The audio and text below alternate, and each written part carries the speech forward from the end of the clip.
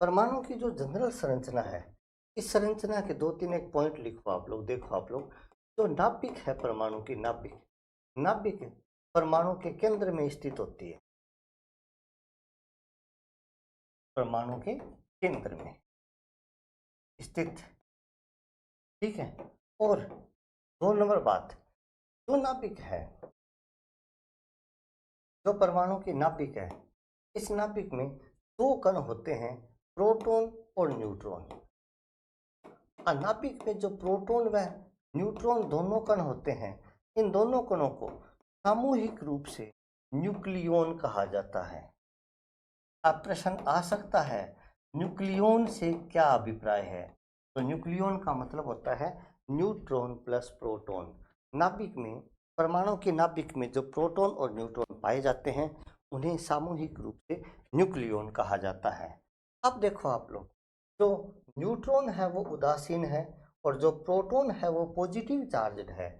इसका मतलब जो धनावेश है, नाभिक पर धनावेश होता है, क्योंकि प्रोटॉन तो धनावेशित है, न्यूट्रॉन उदासीन है, तो इनका तो कोई फर्क नहीं रहेगा। न्यूट्रॉनों का नाभिक पर पॉजिटिव चार्ज होगा और पूरे परमाणु का धनावेश केवल नाभिक में स्थित होता है।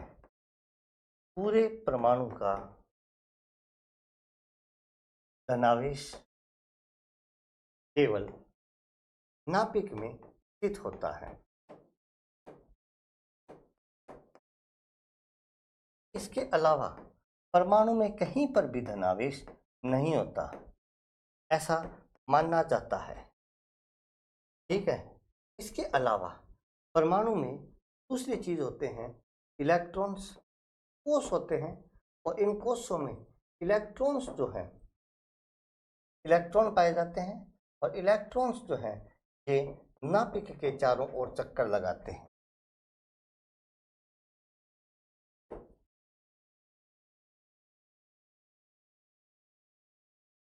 और इलेक्ट्रॉनों पर चार्ज कौन सा होता है? नेगेटिव होता है,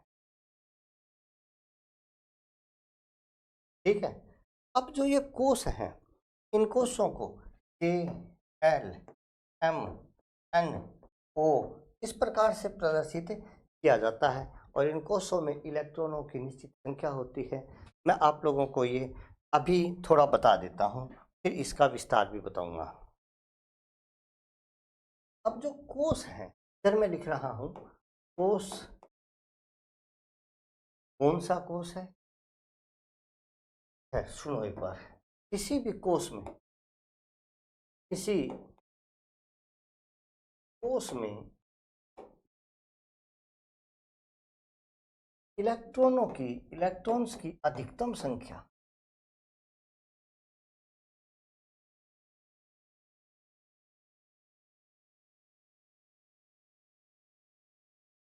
बराबर होता है 2n। मतलब जैसे आप लोगों ने लिखा KLMN, ये K पहला कोष है, L दूसरा कोष है, M तीसरा कोष है, N चौथा कोष है, O पांचवा कोष है। अब कोई भी कोष है, उसमें ज़्यादा से ज़्यादा कितने इलेक्ट्रॉन होंगे? तो इसका फॉर्मूला है 2n²। यहाँ से अधिकांश क्वेश्चन मैंने देखे हैं आते हैं। आप लोग देखो जरा, मैं यहाँ लिख रहा हूँ कोष। अब कोष के लिए यहाँ लिख रहा हूँ n का मतलब होता है मुख्य क्वांटम संख्या, जो मैं आप लोगों को इसी चैप्टर में करवाऊंगा। और यहाँ लिख रहा हूँ मैं, इस कोष में अधिकतम कितने इलेक्ट्रॉन आएंगे?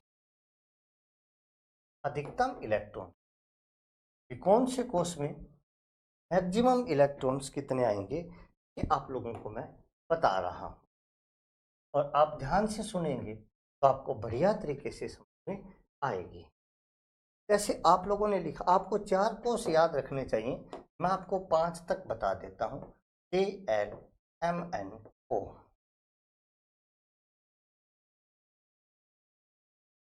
ठीक है। अब जो K कोष है, ये पहले नंबर पर लिखा है आपने, कई याद को नहीं रहा है गुरुजी, KLMN याद को रहा, याद रखो कलम नंबर, कलम नंबर। अब भी नया याद रहनी तो फिर के बताऊं भाईड़ा है, फिर तो तेरो मालिक की है। अशोक सर तो को नहीं गारंटी ले इसका।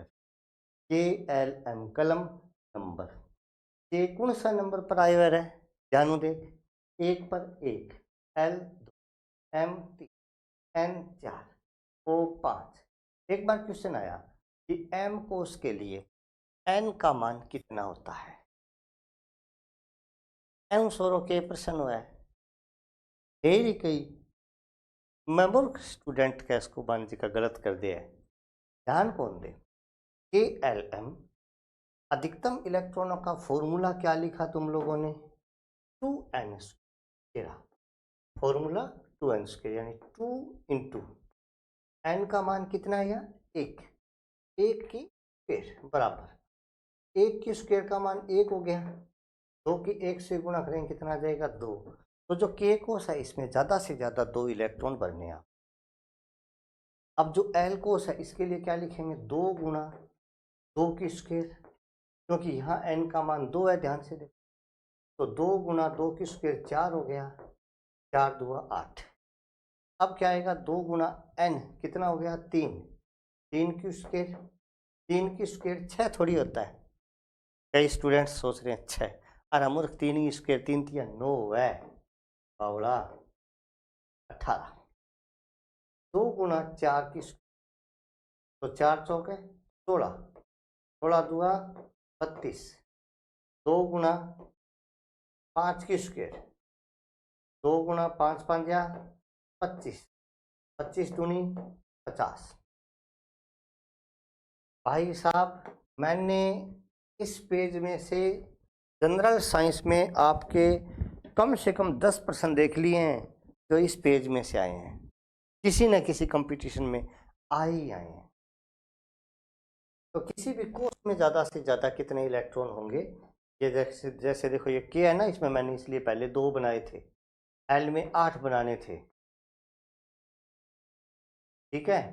एन में आप लोगों को 18 बनाने हैं, आपको बनाने की ज़रूरत नहीं है, बस ठीक है आपको ध्यान में रहने चाहिए। इस प्रकार से आप लोगों को याद रखना है। अब देखो आप लोग परमाणु संरचना से संबंधित मॉडल